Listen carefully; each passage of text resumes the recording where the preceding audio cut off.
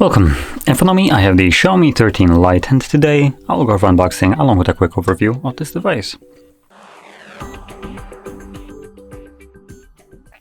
Now, jumping straight into it, this will be the 8GB RAM with 256 storage, and this is the a light pink color. Nice. Anyway, let's just pop it straight open.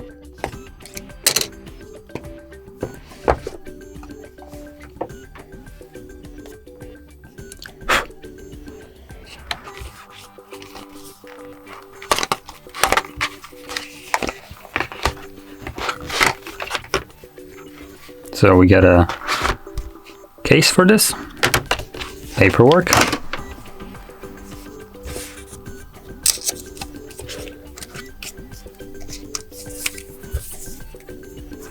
and get some info right here. So we got a flagship 50 megapixel triple camera, and we got a featherweight slim design. We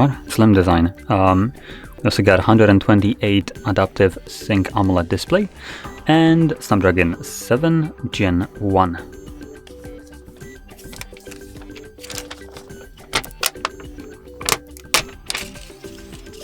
Oh, this actually looks really neat. So it shifts from pink to kind of like a bluish tint. That looks really slick. Nice. Anyway, underneath we got a 67 watt charger. Thank you. And a Type-C to Type-A charging cable, obviously for the charger. And that's basically all we have. Anyway, let's turn it on, the phone.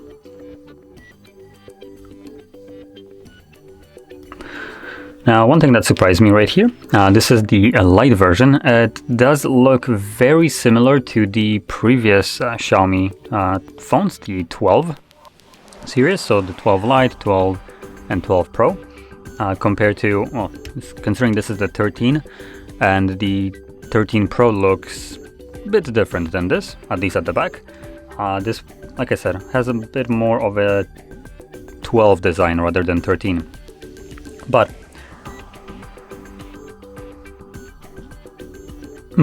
like I wanted to say, the phone right here feels really nice in hand. It is a lighter device, so it actually feels significantly lighter than what the 13 Pro felt like. It felt like almost a brick, and obviously I've been using a significantly heavier phone myself to fold, so having a phone like that in my hand just feels a little bit odd nowadays, but that's in a positive way. Now, sticking to the design, I'm going to try to finish up the setup while I'm talking about it. We have a curved display, as you can see right here, so I personally am a fan of this. I know that not everybody will be. Some people prefer a flat device, but for me, I tend to use gesture navigation, and when you're swiping from a side, that feels just so nice when you have a curved display. Much nicer than with obviously a flat display. We also have a under-display fingerprint sensor, and I will set it up just so you can see how quick it works. Considering this is a light version of this device, I am curious how well it will perform.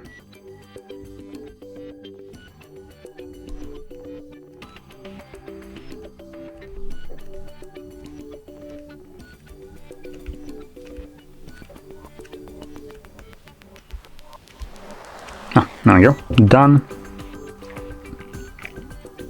Now, I also will mention right now the display specs right here. So we are looking at 6.5-inch display. It is a 1080 by 2400 pixels AMOLED display with Dolby Vision HDR10+, 120 Hz refresh rate, and a peak brightness of 1000 nits. So the device can get pretty bright. I will mention that the Pro version of this device gets stupidly bright, up to 1900 nits from the spec sheet. So almost twice as bright as this, but in reality this won't be such a problem. So the bigger difference is when you're going, for instance, from like 500 to 1000, then there will be when going from 1000 to 1900, just because the brighter you get, the less like visible this will be. It's just kind of like an odd thing.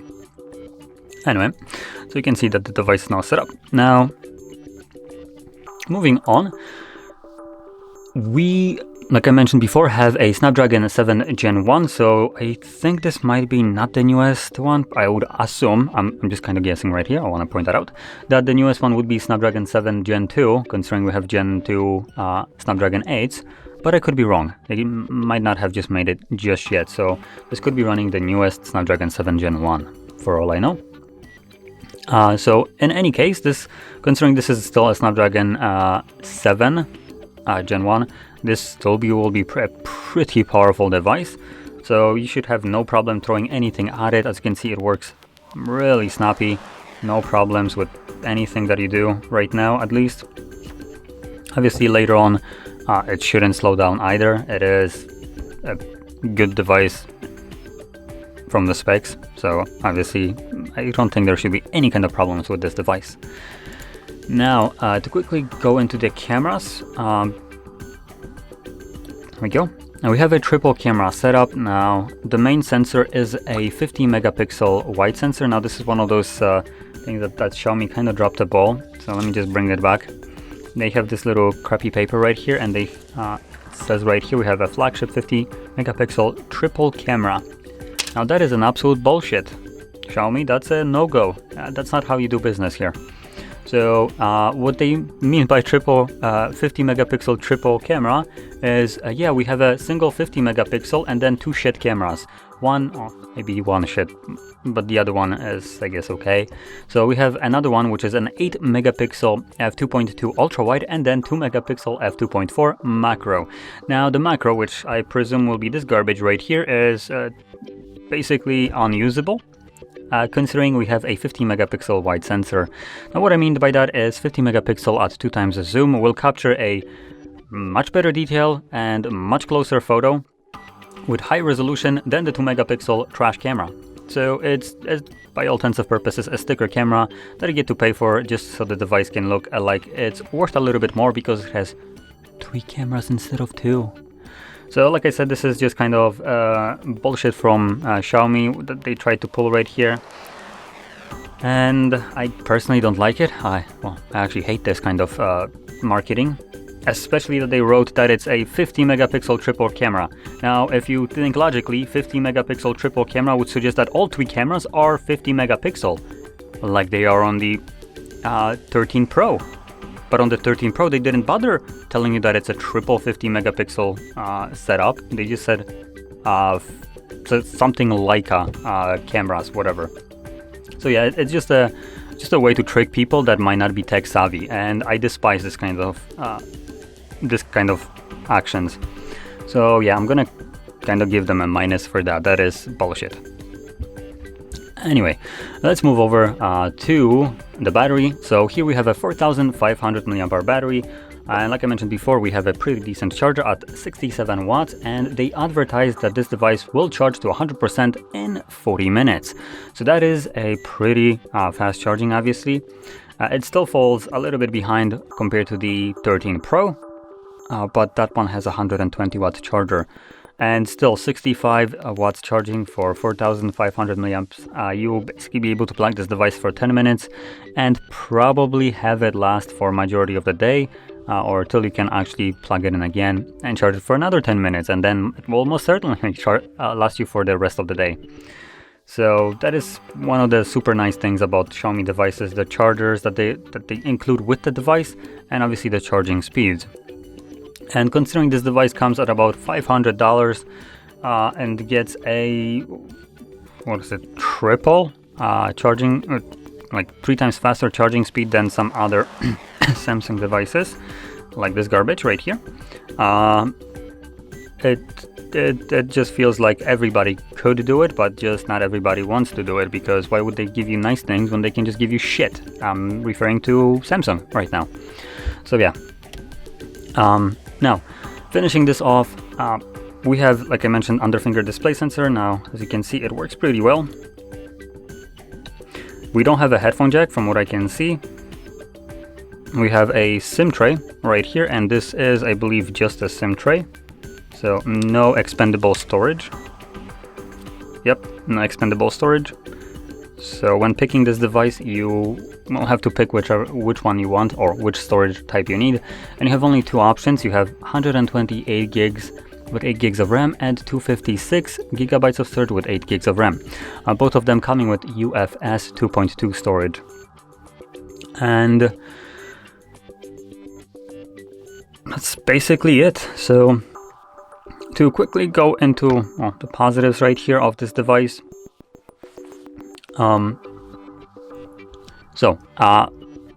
Actually, before I go into positives, I'm going to quickly mention, so the price of this phone puts it about, obviously, at a mid-range price. So for 500, I would consider this to be basically a mid-range, while the 1000 is flagship, and something like 250 is somewhere on a lower end.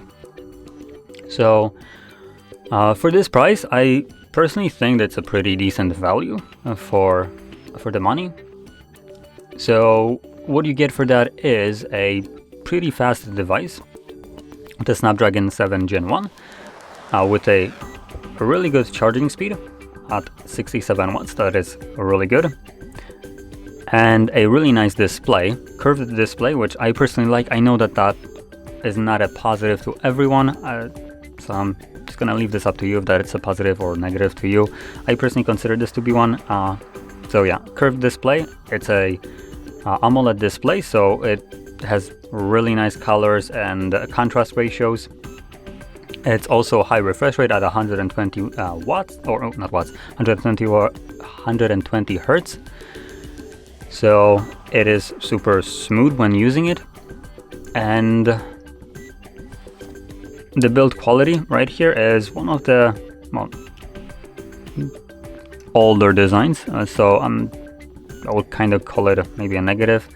It really seems like they just had probably parts left over from the previous ones, and they just decided to, let's make it light and just increase the specs of it to accommodate for, selling the same device like a year later. So that's a little bit of a disappointment, considering the Xiaomi 13 Pro looks significantly better, I would say. But like I also said before, that is a Pro version, costs more, like double the price. So yeah.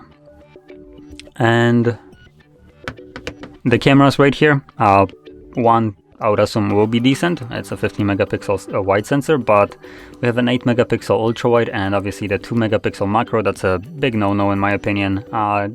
Companies shouldn't be including cameras like this in phones in general. The 2 megapixel macro at a phone like this for 500, that's just a joke. It's not gonna ever be able to compete with anything. So yeah. So those would be probably like some negatives and positives about this device. In general, I personally like this phone. It is a relatively smaller device, which when I'm looking for a candy bar phone, that would basically be one of the devices that I would be looking for. It is fast, has a fast refresh rate, nice display, and a decent charging speeds. That's personally all I need for my casual usage of the phone. And that's basically what this phone delivers. Now, with this being said, if you found this very helpful, don't forget to hit like, subscribe, and thanks for watching.